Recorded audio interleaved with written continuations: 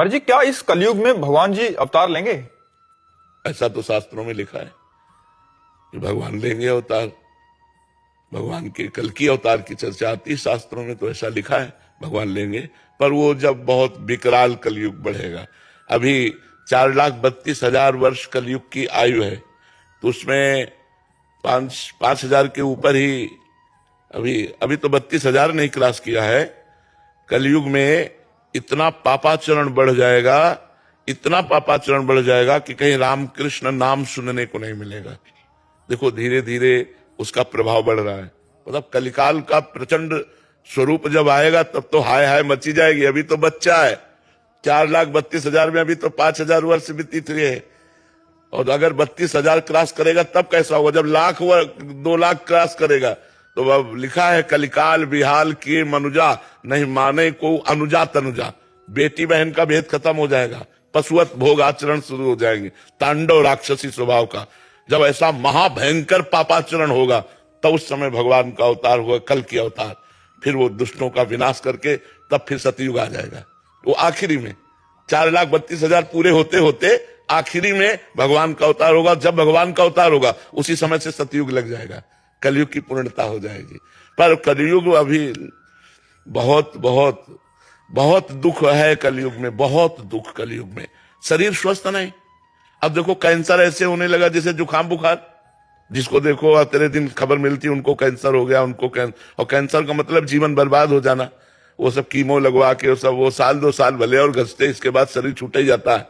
अब कैसे कैसे भयंकर रोग बढ़ रहे हैं, कैसी कैसी भयंकर व्यवस्थाएं हैं। अब एक आदमी को परेशानी, अस्पताल जाए तो दवा मिलना तो बाद की बात है, पहले 10-5 हजार रुपया खर्चा करो इस बात के लिए कि तुम्हें है क्या। अब वो सब रिपोर्टें देखकर निर्णय करेंगे कि आपको है क्या।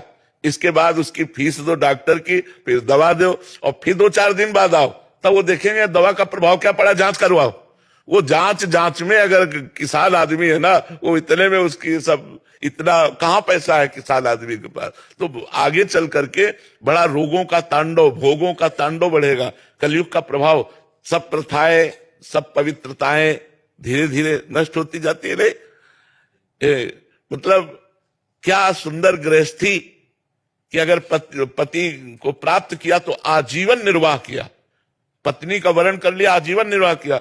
यहां लव मैरिज होता साल भर में डिवोर्स हो जाता है। कलयुग का प्रभाव देखो, कहा कलयुग का प्रभाव देखो। अब जब ये चरित्र आ गए कि पति पत्नी में विश्वास नहीं है, तो फिर मतलब कैसे गृहस्थी चलेगी। तो बड़ा समय धीरे धीरे कलयुग का प्रभाव तो बढ़े। पर कलयुग का एक बड़ा गुण है, जो 10,000 वर्ष तपस्या से फल प्राप्त होता था वो कुछ दिनों के नाम कीर्तन नाम जप से प्राप्त हो जाएगा।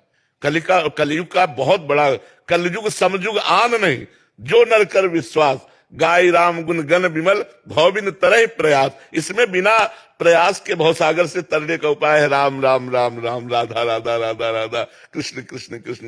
नहीं तो पहले पता चला कि 10,000 वर्ष दाहिने पैर के अंगूठे केवल खड़े होकर दोनों हाथ उठा के मंत्र जप कर रहे हैं, कितनी कठिन तपस्या। तो कलयुग में यह 10 सेकंड नहीं खड़े हो सकते अंगूठे केवल, 10,000 वर्ष तो बात जाने दो। तो इसीलिए इसमें छूट दे दी गई कि आप नाम जब का, कलयुग केवल नाम आधारा, सुमिर सुमिर नर उतर ही पारा। भगवान का नाम जप करके आप संसार समुद्र से पार हो सकते हैं। ये कलयुग की विशेष महिमा है।